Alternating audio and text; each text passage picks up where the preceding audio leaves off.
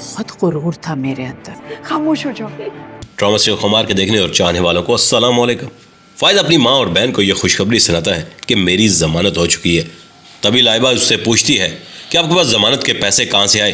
तो फाइज उसे बताता है कि रूफी ने भेजे हैं। लाइबा और उसकी माँ फाइज से कहती हैं कि हमें यहाँ से फौरन ले जाओ, हम यहाँ की जरूरत नहीं रहना चाहते।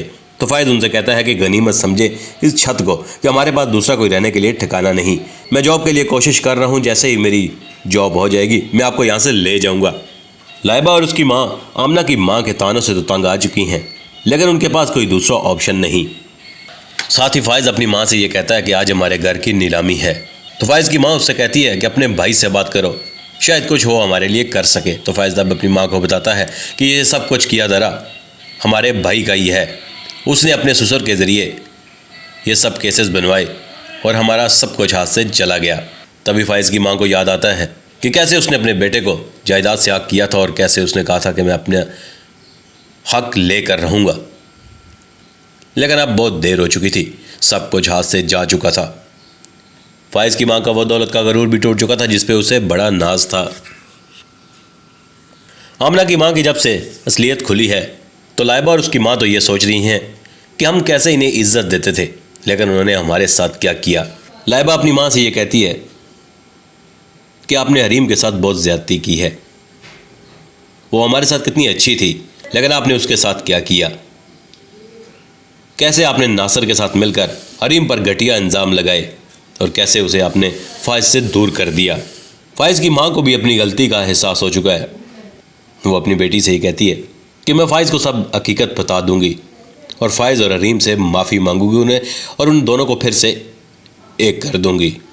अब फ़ाइज़ भी ये सोचने पर मजबूर है कि मुश्किल टाइम में जहाँ उसके अपने भाई ने और उसके दोस्तों ने उससे मुंह मोड़ लिया, तो इस टाइम में उसे रूफ़ी काम आया और उसने उसे वो रकम का इंतज़ाम करके दिया जिससे उसकी ज़मानत हुई। और यही नहीं बल्कि रूफ़ी ने आज दिन तक जो रकम फ़ाइज़ से उधार ली थी वो सब उसे वापस कर दी है।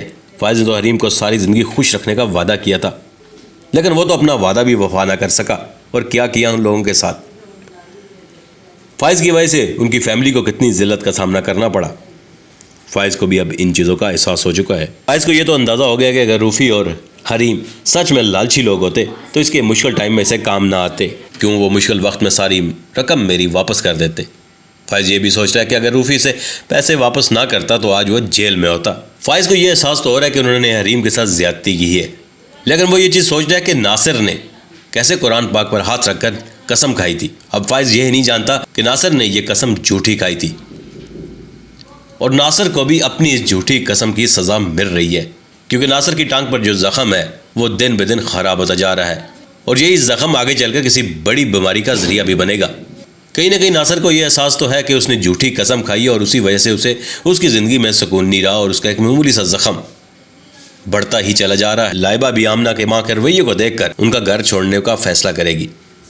वो अपनी माँ से रो रो कर कहती है कि ये लोग कितने दोगले हैं, इनकी वजह से हम लोग कहाँ पहुँच गए और इन्हीं की वजह से आज हमारा घर तक छिन गया। मेरी बर्दाश्त अब जवाब दे चुकी है और मैं यहाँ अब एक पल भी नहीं रुकना चाहती। लाइबा की माँ उसे समझाएगी कि फ़ाइज़ ने कहा था कि जब तक मैं ना हूँ आप लोगों ने यहीं रहना है, लेकिन लाइबा अपनी माँ की नहीं सुनेगी और वो घर छोड़कर चली जाएगी।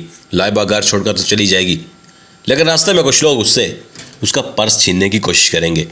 वो भाग रही होगी कि इसी दरमियान उसकी मुलाकात हरीम से हो जाएगी। नाज़रीन, कहानी में यहाँ से ट्विस्ट आएगा। हरीम लाइबा को अपने साथ घर ले जाएगी। लाइबा हरीम से माफ़ी मांग लेगी और हरीम उसे माफ़ भी कर देगी। अब हरीम की कोशिश होगी कि फ़ाइज़ की माँ भी यहाँ उसके साथ आकर रहे और ऐसा ही होगा। फ़ाइज़ की माँ हरीम से माफ़ी मांग लेगी और इस तरह फ़ाइज़ की माँ और उसकी बहन हरीम के घर शिफ्ट हो जाएंगी।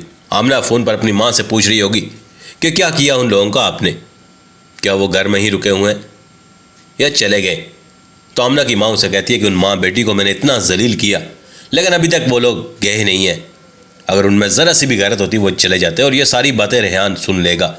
रेहान को भी एहसास होगा कि कैसे उसने अपनी बीवी की बातों में आकर अपनी फैमिली के साथ ज़्यादतियाँ की हैं, अपनी फैमिली को दर बेदर कर दिया। लेकिन अब क्या हो सकता था। लेकिन यह कहानी में नासिर का अंजाम क्या होगा। क्या उसे एहसास हो जाएगा कि उसने झूठी कसम खाई है। वो फ़ाइज़ को खुद सच बताएगा या कोई ऐसी खतरनाक बीमारी से लगेगी और जिससे वो अपने अंजाम को पहुंच जाएगा। फ़ाइज़ की माँ तो अपनी गलती मान लेगी और फ़ाइज़ को सब कुछ बता देगी। फ़ाइज़ नासिर का भी सच जान जाएगा अपनी माँ से कि कैसे नासिर ने उसकी माँ की मदद की और दोनों ने मिलकर हरीम पर इतने घटिया इंजाम लगाए और ये दोनों की ही प्लानिंग थी कि हरीम को और फाइज को हलाक किया जाए। हरीम मुदस्सर की माँ से भी मिलने जाती है। हरीम मुदस्सर की माँ को कहती है कि आप कितनी अच्छी और कितनी नेक औरत हैं और मुझे अफसोस है कि आपकी बहू आपके साथ इतना नारवा सलूक रखती है। तो मुदस्सर की माँ उसे बताएगी कि मैं हमेशा से ऐसी नहीं थी, मैं भी बहुत मगरूर हुआ करती थी और दूसरे लोगों को बहुत हकीर समझती थी।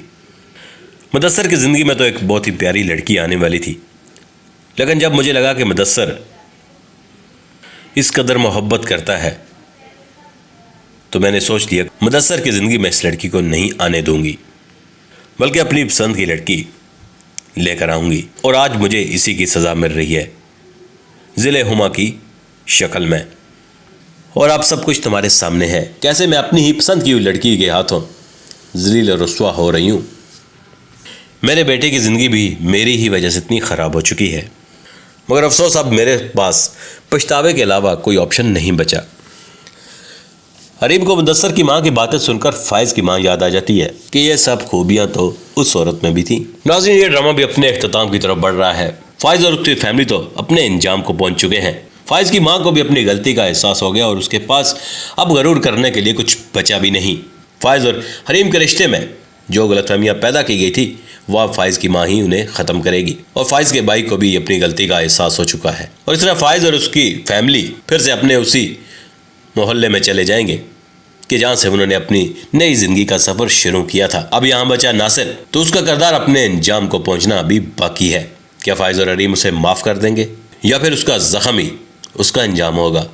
नाज़रीन, आने वाली केस में हम ये भी देखेंगे कि फाइज जो जॉब के लिए इस्लामाबाद जा रहा होता है उसका भी गाड़ी के साथ एक्सीडेंट हो जाएगा। फाइज हॉस्पिटल पहुंच जाएगा, यहाँ उसके इस मुश्किल टाइम में हरीम ही उसके काम आएगी। फाइज और उसकी फैमिली को यह एहसास तो हो जाएगा कि जिस लड़की को उन्होंने रुस्वा करके घर से निकाला था, आखिर उनके मुश्किल टाइम में वही उनके काम आई और वही उनके साथ खड़ी हुई। अगर आपको हमारी ये वीडियो पसंद आई तो हमारे चैनल को सब्सक्राइब, वीडियो को लाइक और शेयर ज़रूर करिएगा।